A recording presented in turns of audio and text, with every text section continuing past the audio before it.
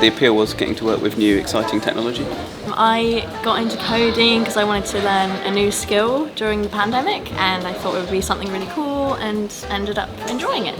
It was actually because I wanted to make video games to start off. When I went to college, it kind of developed, started doing websites and building websites for fun, and then I thought, why not do for a living?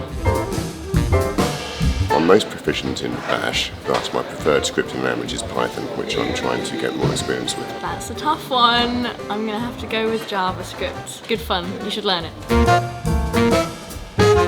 Why should you learn how to code? I think anyone should learn how to code, just because it's a bit of fun.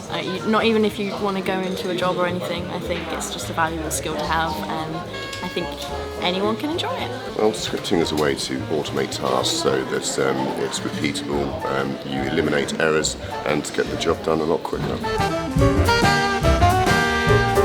Well, if you like problem solving, and it's really cathartic when you fix problems. Probably staying up to date with technology, seeing what's going on in the world.